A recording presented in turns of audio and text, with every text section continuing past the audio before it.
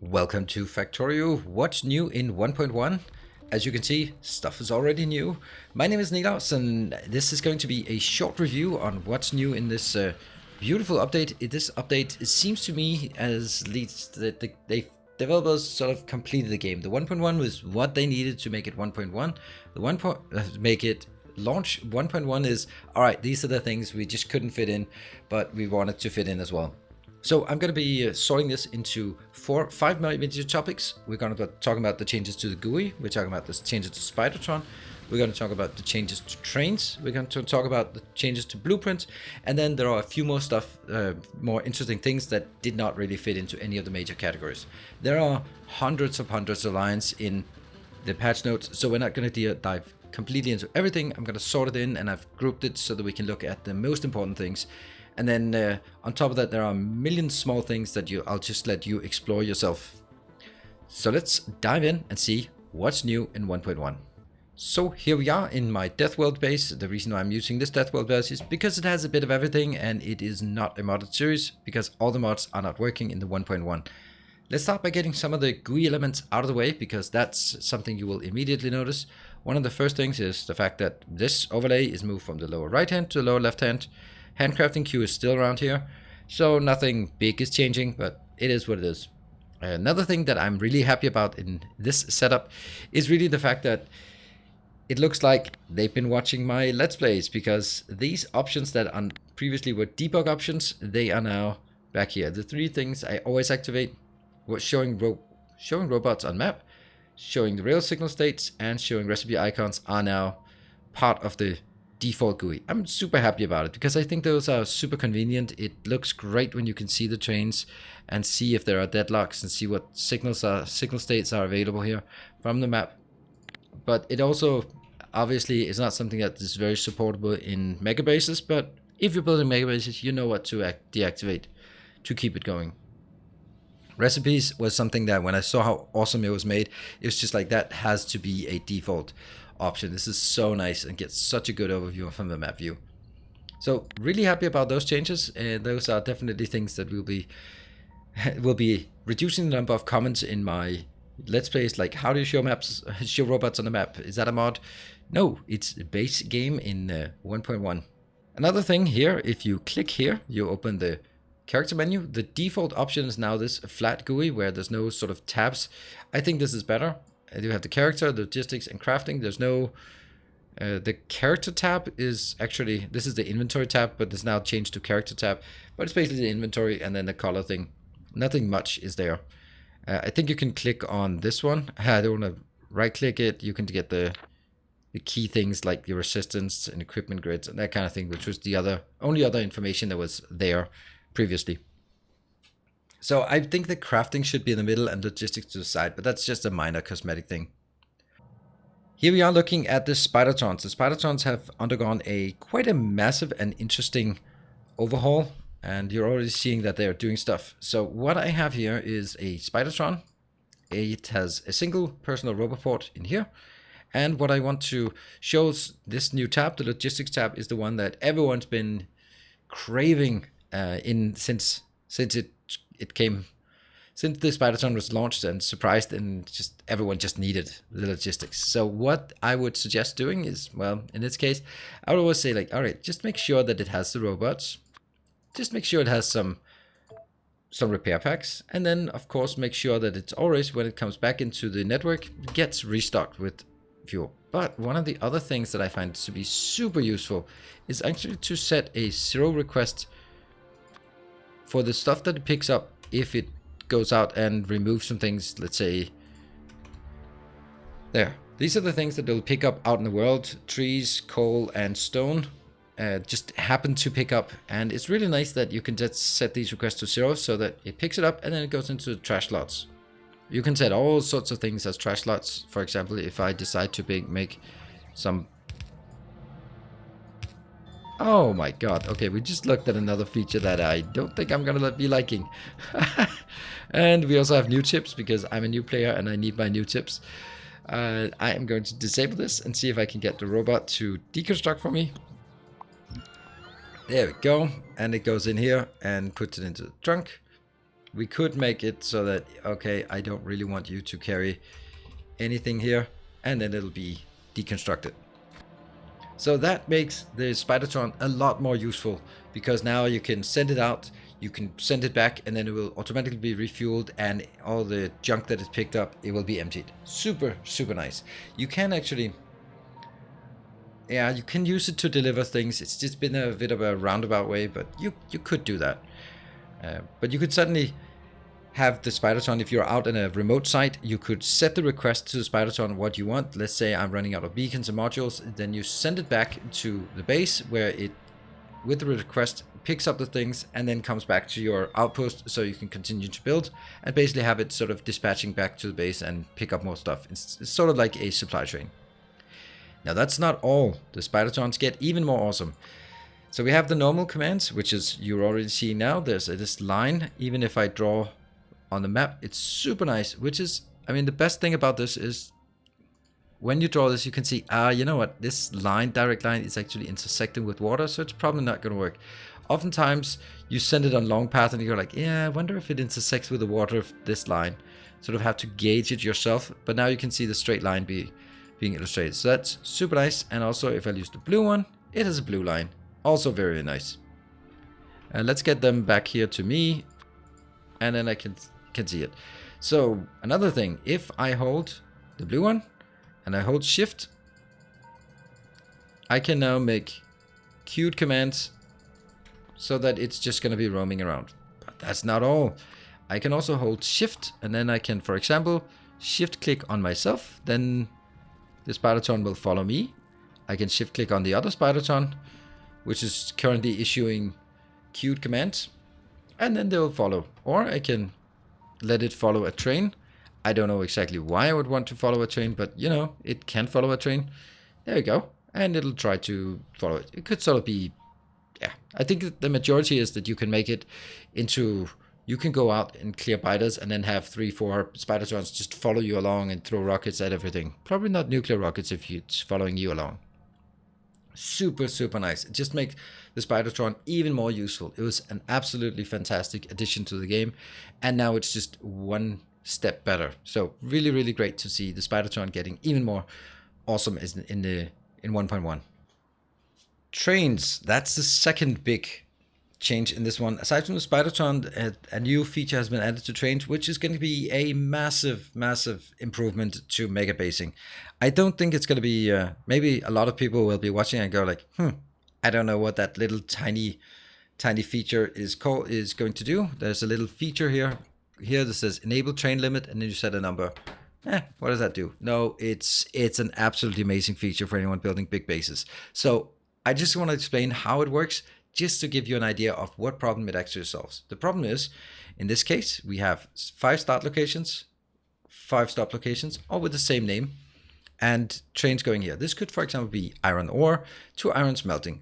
And in a big base, you can't just have one iron smelter. You're going to have several of those. And the big challenge is, how do you make sure that not all trains go to one stop, but they kind of spread out evenly? The starting way is that, well, you close them, and then when you open them, it goes in. The problem is, when you have 5 things open here and you open one stop, which is just what I'm going to do here, I'm going to basically say you're not going to be, right, hold on. The condition here is when the green signal is greater than 0. This one will get a green signal, but it's currently set to off, so all the stations are off. If I just say this one, you're always on. So basically we have all the iron ore is available, and then I open it, and what happens? Every single train comes in. This is called a thundering herd, and it's just no good. This is exactly the situation we want to avoid by actually having all the trains to go to a single location. So we're going to enable this again. So now we've illustrated the main problem in building a many-to-many network under normal conditions. And you can do all sorts of funky things with circuits, but that's beyond mere mortals and anyone who does not have a computer science degree and too much time on their hands.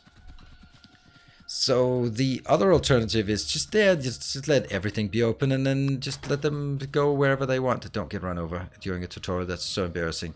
And yeah, they spread out nicely. That's all fine and good. Except they don't, right? They don't spread out nicely. This is just awful. So that's no good either. So the thing is, these two problems are the stuff that we are always struggling with when building a mega base. As you can see, these mega trains. Now, when we're building a mega base, these are always the issues.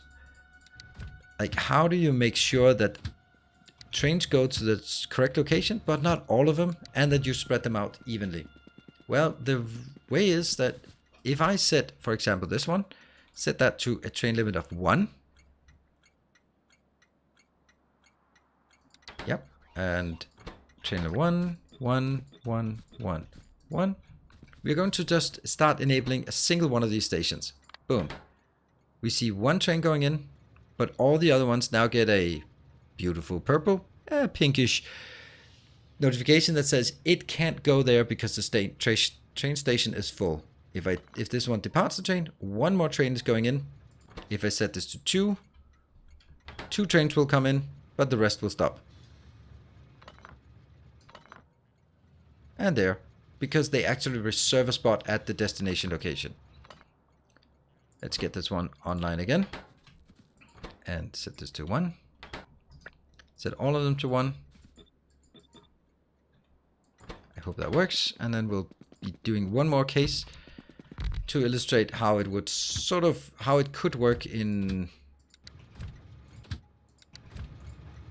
sort of a big base setup. You basically say you want 1 or maybe 2 trains at any given time allocated to a station, maybe one being there unloading and another one being sort of en route to the station. That could make sense. But in this case, I'm just saying no more than 1 for every location.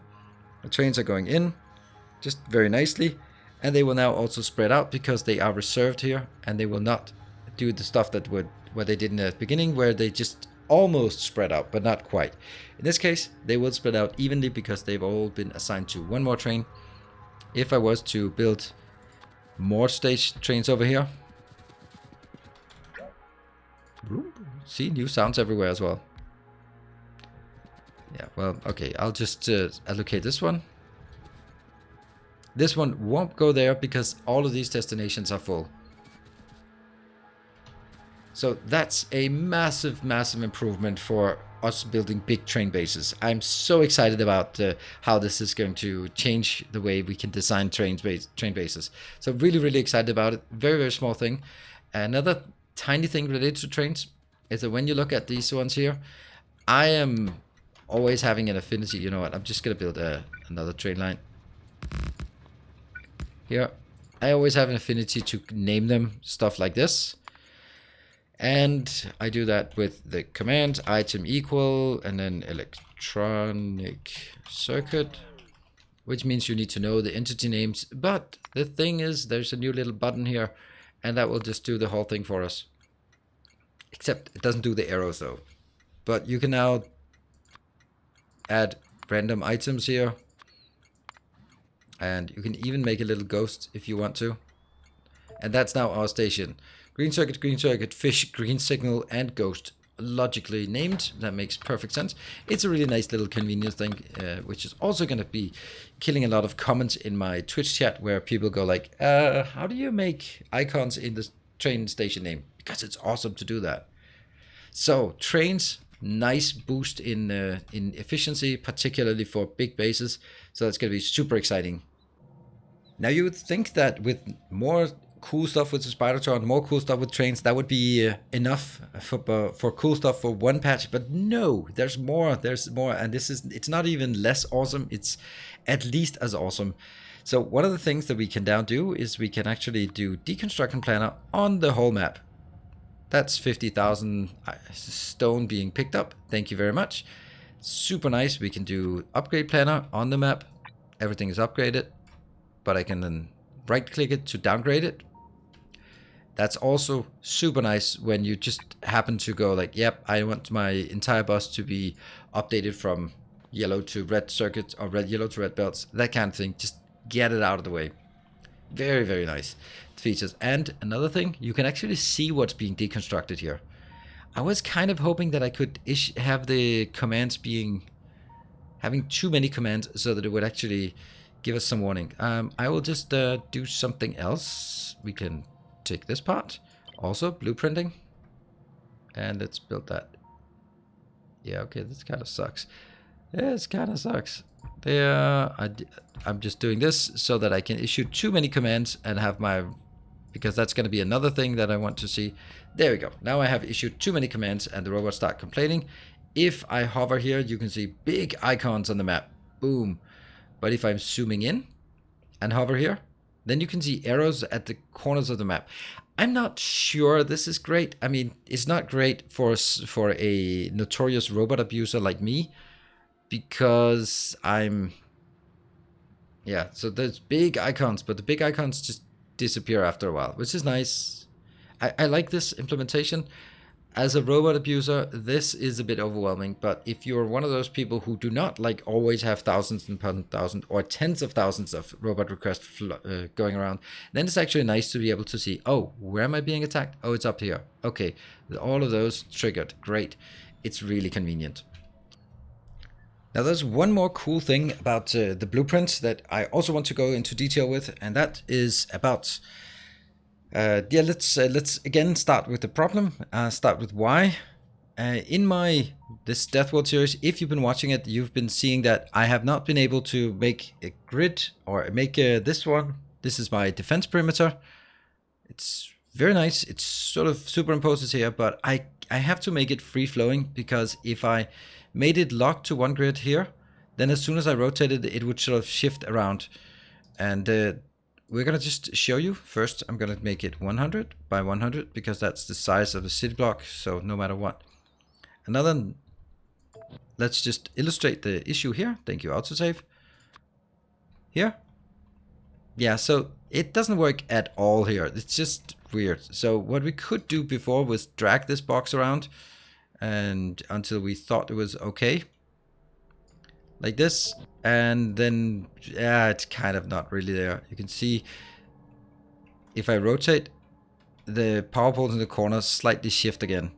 What we can do now is we can actually enter these as coordinates so that we will hit it perfectly, such as this. And if we do it that way, look at the corners, they do not move. That's the first thing we have to do to make this work. The second thing we have to do is basically say, okay, now we know the size of the green box, where the green box is located so that it rotates around the same axis. And now we have an additional one. The absolute is now an offset here. And if I set this offset to, I mean, let's just say some random numbers here. Oh, look at that. It now rotates perfectly on the city block. So there are 3 dimensions. The size of the blueprint, where it's rotating around, and then the displacement from the origin. And with that, we actually now have the possibility to make much easier perimeter defense here, for example, and up here as well. It's absolutely amazing. Love that idea. So we could expand that one as well. It's really useful if you have like common blueprints such as train segments, that kind of thing. If you want those to be working in whatever base you have, you absolutely need this. It would previously, it only worked if you had already set your origin at a specific point at 0.0, which is just either extremely random or you had an extreme foresight. Neither which are my sort of strong suits. But blueprints get even better than this. Let's zoom in and take a look at some other cool feature. Oftentimes, this is a 4x4 lane balancer. Oftentimes, well, I kind of don't want it sticking out to that side, to this side. I want to stick it out to the other side. I mean, okay, so I have to rotate it. Not rotate it. Rotate doesn't really do anything. But what if I could flip it? Now, if we press F, it flips. Oh no, that's so awesome. And if I can also press G, then it flips vertically. Yes. So that is super useful, especially for balancers like this. Of course, there are things that don't work. Let's find a good example of something that obviously doesn't work. Things that, well, cannot be rotated, like this one. And then if I flip, can't be flipped, because the inputs and outputs have to be aligned, and you can't do it rotated. That's just, that it makes perfect sense. Things with trains, because of the signals, also don't rotate or don't flip very well. But you know, if it was a thing that couldn't be flipped anyway, then you don't need the option to flip it. It's actually really nice that it doesn't flip it and makes it invalid. It rather says no, you can't do that. But you know, a lot of builds you design it and then you go like, yeah, no, it'd actually be better if the inbound was on top instead of bottom, and therefore you would need this option. So super nice, convenient mod, or not mod, convenient feature to add. But I had to spend a lot of time just smashing my head against the keyboard for quite a while until I accidentally hit the F and the G key. And yeah, so now you know. F for flip. Yeah, it's kind of logical, isn't it? G for flip it vertically, because it's right next to F. Yes, that's why. But what about my G key for disconnect rolling stock? What about that one? That never used. So that's for the blueprints, and that's just absolutely amazing. These convenience things like the map deconstruction, upgrading, the flipping, and the offset things. I'm so looking forward to just playing with these things. But there are just a few more things that I wanted to mention as well. And one of them, I'm not really sure if I like it. I might really like it. I am used to making. Look at me. I can't draw parallel belts anymore. It's stuck. And I'm not holding any key down. I'm just, well, holding the mouse button down. But if I have to draw 2 lines, I have to do it like this. But I can't accidentally do it. Which, I mean, it's nice. But it's not nice when you're painting 4 belts. Honestly, I would have liked this to be like it is in Oxygen Not Included. Where you, okay, yes, thank you very much. Where you, if you hold the shift while doing it, well, of course, shift is something else. But again, you can't do shift again. So painting multiple belts is a bit weird. It feels very weird, honestly. I think it's something we'll have to get used to. It's an option you can disable somewhere in the settings. I think it's very nice when you have like a little outpost and you just need to drag that one line back, and then I know that I always miss these drag lines, but I don't know. I think we'll just get used to it, and then probably can't live without it. And it's, as usual with Factorio developers, it's probably a good choice that they've made, even though we don't understand it yet. So that's an interesting thing. Another thing that is super awesome is that you can actually, and this has happened to me more than one time, it's just, you can actually rotate the direction of belts. You can also, you can't rotate it the other way. You can rotate it one by one. But drawing in the line of belts, you cannot draw that. Yeah, so there, here, and then if you want this changed, it goes as an upgrade planner. So that's marginally useful, but where it's extremely useful. Let's see if we can get the robot. Let's see if we can get this robot out here to do. That's another thing that we've been seeing.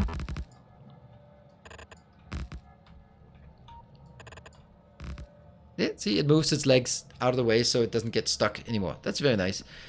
Another thing, back to the belt replace, where it's going to be more useful. I am somewhere out in the world and I need to do a branch of the bus. Normally, I would have to deconstruct, place this one, and get that out. But now, which means that the deconstruct comes in early, but it could take a while for the other one to come in. Now I can just shift there, which means, boom, it does that automatically. I really like that. It's going to be making it easier to do belt manipulation. For example, this one is, oh, that's annoying. Just do that. Right, that was something that was, I mean, yeah, it was slightly more difficult before, but it's just so much nicer being able to do these kind of branches, do these kind of manipulations directly on board. Oh, if you, for example, I wanted to make another balancer. Undo that one. I could do much easier do balancers now.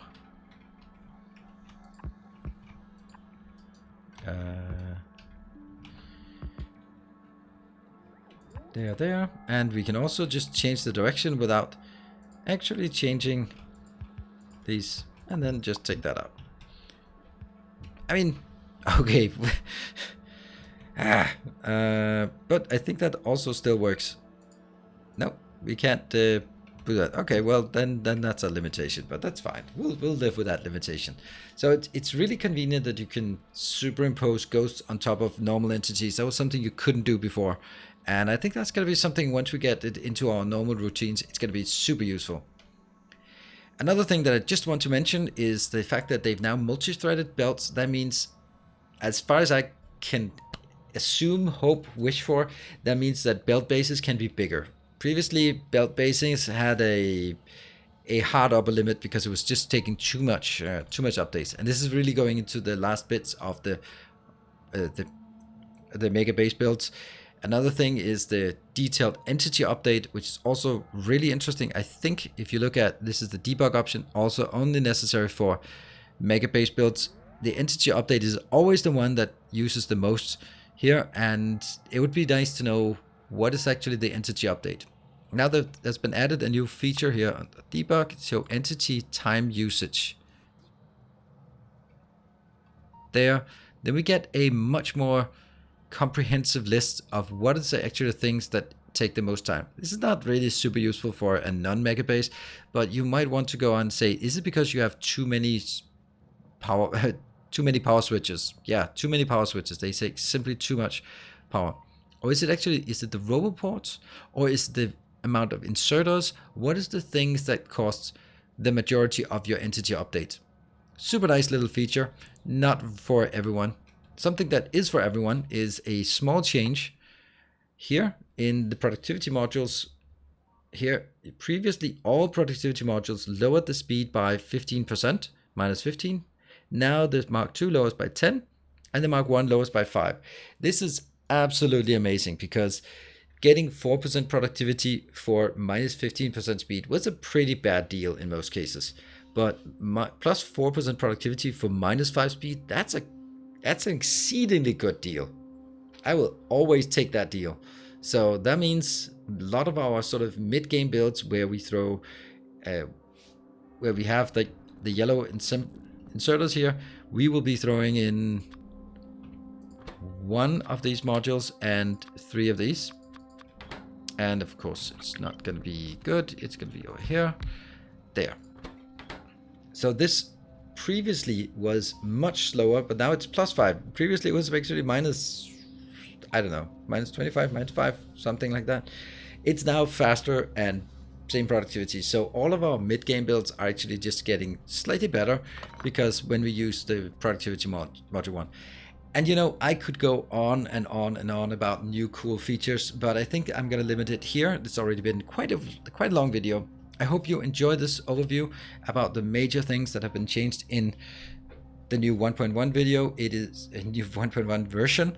It is available on the experimental branch, and well, we don't know how long it takes for it to go into the main branch, but I would imagine with all the changes, there's also going to be a lot of iterations on the experimental branch before it gets there. I'm going to upgrade my Let's Play series as the mods get updated, because I want to play on the experimental. I have very big confidence in the development team from Voop on sort of delivering stable versions. So I want to be able to test it and provide feedback as well. But only, of course, when the mods are updated. So big thanks to all the mod makers who are just right now struggling to get their mods updated to version 1.1. Thank you everyone for watching, and I'll see you guys either for more Factorio content here on YouTube or maybe on Twitch. And also just come to the Discord and share your ideas about how we can use these new things in new and cool ways. Thanks for watching, and as always, stay effective.